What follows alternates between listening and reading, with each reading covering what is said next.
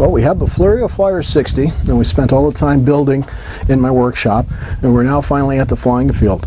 But you don't want to just put your airplane together and head out to the flying field and throw it into the air right away. What you want to do is you want to take it a little bit slower and go over everything one more time. You know, you never can tell if something is loosened in the process of transporting it to the air, to the flying field, or while you had it stored away. So I like to start at the tail, and so we go over to the tail, and first thing I do is I give everything a little pull, make sure that all of the hinges are still in there okay, that nothing's split, that the glue didn't dry out or anything like that.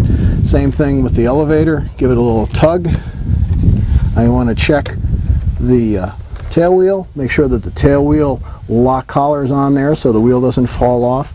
The same thing over here, I'm going to go and look at all of my control linkages, make sure that the servos and the servo wheel, the servo arm is where it's supposed to be, that we have our retainers on our control linkages, and then the servo screws are in there nice and tight. Working our way forward, and we get into the center section, and this is where our batteries are. There's our receiver, our throttle controls, and everything like that. You can see it right here. The battery is held in place with some nice 2 layers of double-sided sticky tape, but it's not touching anything, so there's no chance of it wearing or rubbing against something. This is our throttle linkage here to the engine, and we'll make sure that this is all tight here also. The connector itself is tight, and we also make sure that the receiver itself is properly installed and all the wires are connected. And also a little tip, instead of trying, when we put the wing into place, instead of trying to use the aileron servo leads and plug it directly into our receiver, what I've done is I've added 2 3-inch servo extensions, and I've actually identified one with a piece of tape. This way, when I put the wing on, I can put the aileron servos and plug them in here and here, instead of trying to dig in and try and plug it directly into the receiver itself. And also, matching one lead that has tape on it and one that doesn't will plug our wing aileron servos into the right connectors every time. So that's the mid part, and then we do the same thing up here in the front where the power is. So start at the front, want to make sure that the propeller is attached properly, that the propeller nut in the front is tightened. Again, the linkage for the throttle is checked. We also want to give it a little twist and little pull, make sure that the engine itself is mounted properly and that the screws haven't come loose.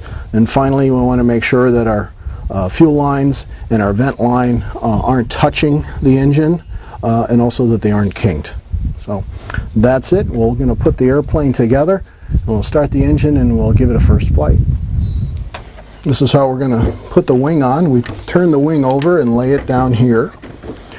And so now we have this aileron extension, and we have this one. They both have tape, so we put those 2 together like this. And then we have this one, which matches the one. There's 2 without tape. Again, we match those 2 together. We'll give it a little tug, make sure both of them are on nice and tight. Then we flip it over, and we're going to put the wing in place, and then we match how I've covered it. We just match these lines here with the sides of the fuselage, and we know that the wing will be centered on the wing. And then to hold it in place, we're just going to put a bunch of rubber bands on. Number 64 rubber bands at your local hobby shop. These are from Hobbyco, but any brand will do. We start up in the front, pull it back, and put it over the dowel in the back. And we do the same thing on the other side. And what we're doing is we're crisscrossing them.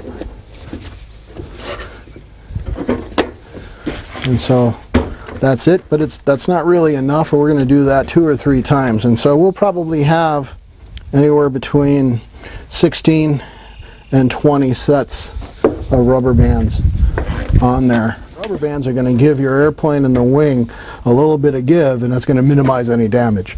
So rubber bands might be old school, but no one's come up with a better way to hold it in place so your airplane doesn't get damaged.